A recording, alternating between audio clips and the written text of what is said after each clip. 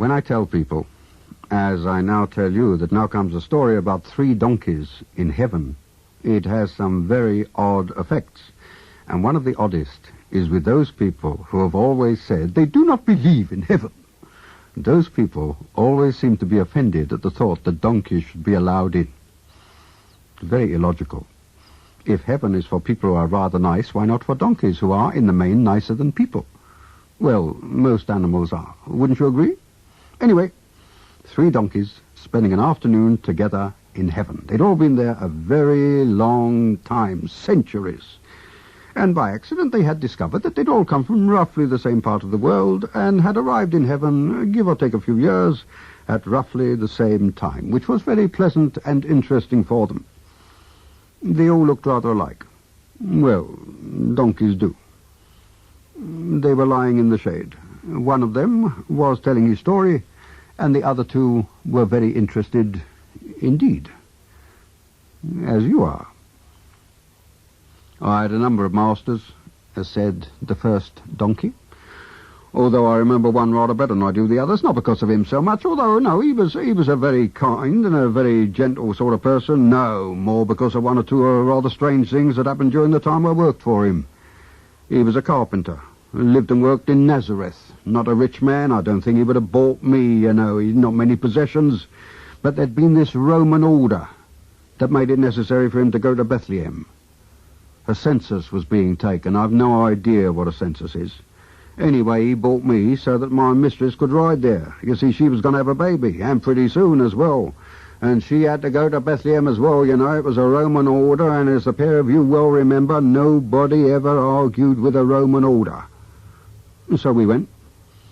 Took a long time. I tried as soft as I could.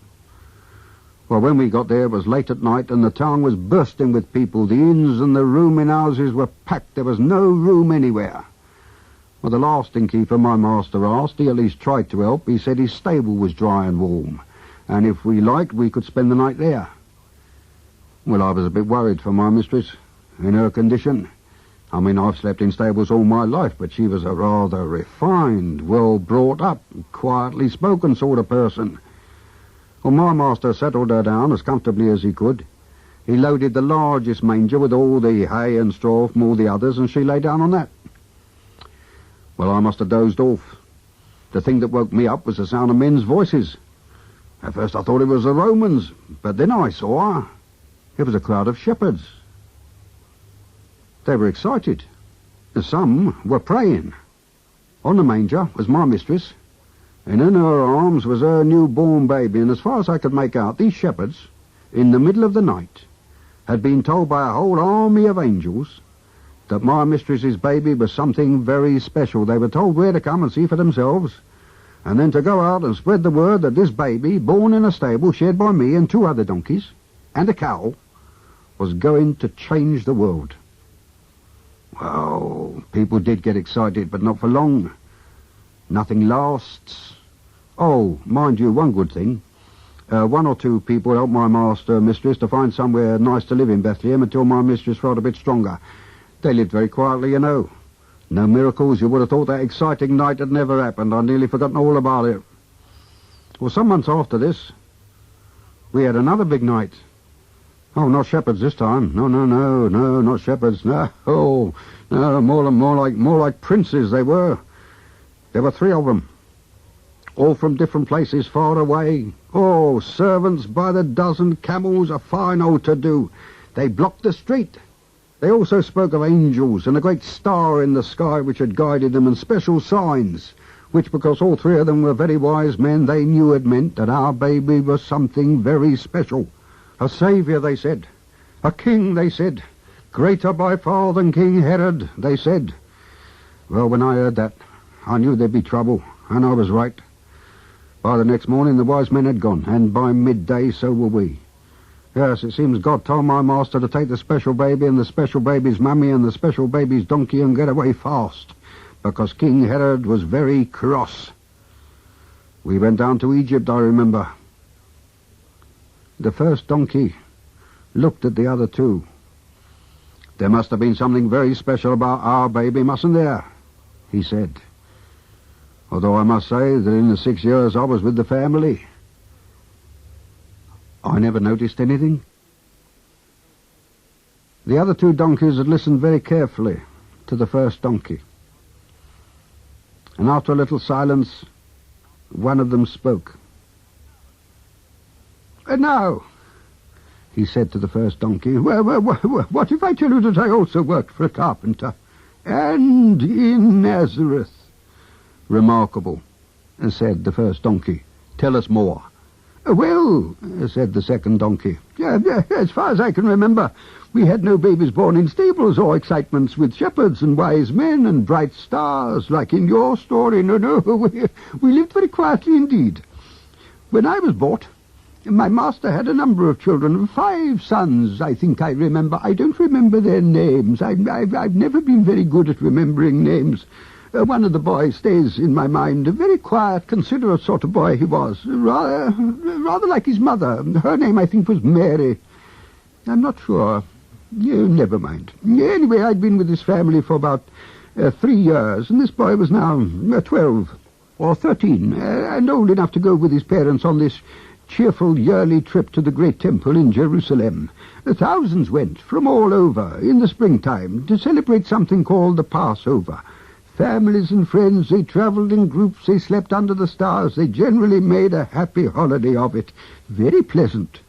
Well, of course, the boy talked of nothing else for weeks before, but he did his full share in the preparations for the trip. Very practical sort of boy he was. Oh, yes, he could bake bread and cook, and he knew how to bargain. Very clever at his lessons, too, I remember. Anyway, the day came, and off we went. Oh, a great crowd of us, half of Nazareth at least. Everyone knew everybody else pretty well, and the children's fun and their parents' exchange of news and gossip didn't stop. People shared their food, and saw to it that the old ones were looked after. Not everybody had a donkey, so we were shared, too. Well, we arrived, and the next morning all the 12-year-olds, in their clean clothes, went off with their fathers to the great temple. It was a nice sight. A very big day in their lives, fathers and sons. Now, I forget how long we stayed in Jerusalem. There was much to see and wonder at for country folk. But it wasn't until we'd been on our way home for nearly a day that someone noticed the boy was not with us. Could easily happen, of course, in that great crowd of relatives and friends. His parents were distraught. So back we went and we searched everywhere. We searched. You know where we found him? In the temple. In the part of the temple where the elders and teachers and the old scholars lived. Yes, it seemed that they'd taken to him at sight. I gathered he was not only very knowledgeable on their subjects, but also he had something about him, that boy, that warmed and comforted the old men. They were sad when he said goodbye to them, which he did with great respect to each one in turn, and he finished, I thought, rather gracefully. "Thank you," he said, "for your great wisdom and your lessons." And then the oldest and the wisest of them used the same words back to the boy. Remarkable moment that was. Remarkable? Yes, well, very nice. But let's face it, the boy had been thoughtless, had he not, and had given his parents a great deal of concern, had he not? And his mother told him so. She and the boy were very close, and she was very puzzled. "Why did you do it?" she said. "We've been frantic with worry. We've been searching everywhere. So anxious. For 3 days." The boy was very calm, and then said a strange thing. I've never forgotten it. It puzzled his mother. It puzzled me, too. He wasn't insolent. He wasn't saucy. "Why did you search?" he said. "Why were you anxious?" And then he pointed at the great temple and said, "That is my father's house. Of course I would be about his business." And then he kissed his mother, and we all went home to Nazareth. The third donkey stretched and looked thoughtful, and then spoke. "I knew the temple very well," he said. "I lived all my life in Jerusalem.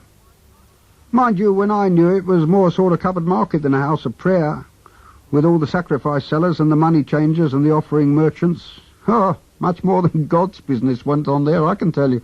Every kind of business went on there. Do you know there was nearly a riot there one day? A young preacher and his followers overturned all the stalls, and they threw everybody out. Oh, he got himself into a lot of trouble, that young preacher." "Begin at the beginning," said the first donkey. "Well," said the third donkey, "I think it was the Sunday. Two of the young preacher's friends came across to the yard where I lived with another donkey. We were for hire. We were called hire donkeys. I was only young, I'd never been ridden. I didn't even have a saddle. Well, I wasn't really a riding donkey. I was a pulling donkey.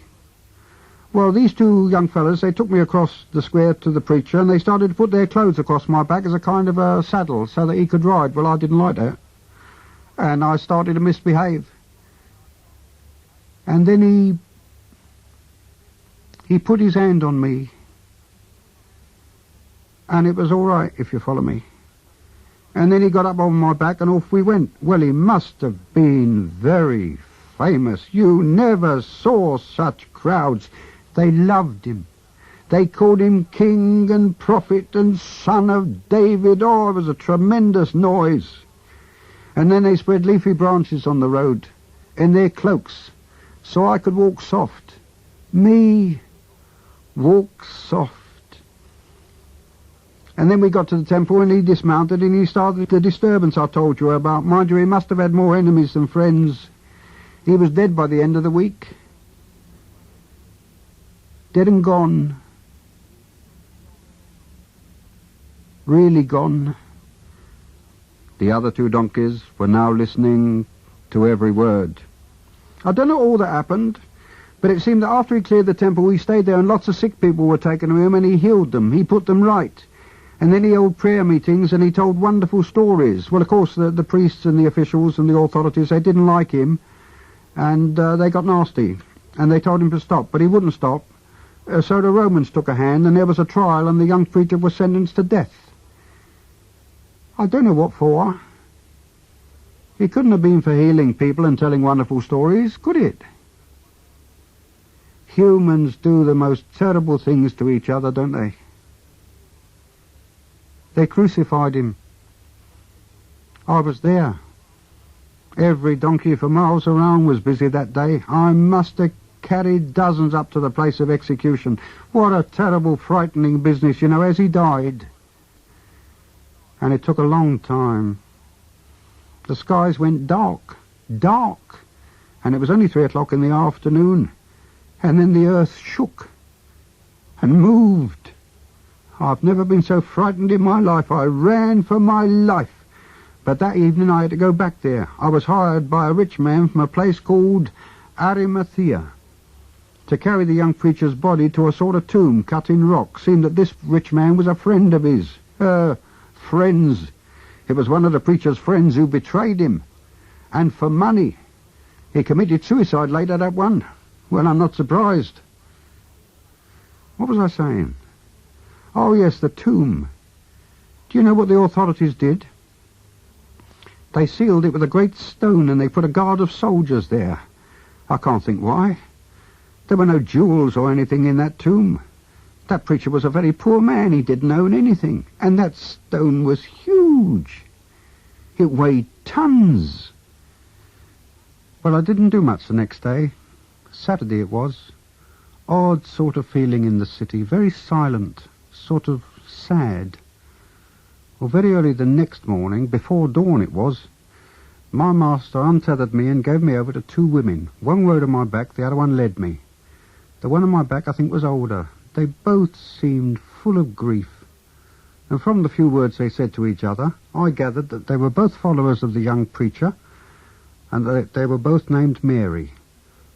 They'd heard about the rich man providing the tomb and the great stone and the guard of soldiers, and they were going there to pay their last respects. They weren't sure of the way, but I knew. So that was all right. Now, I don't ask either of you to believe this, but when we got there were no guards, the great stone had been rolled to one side, and the tomb, which seemed full of light, was empty.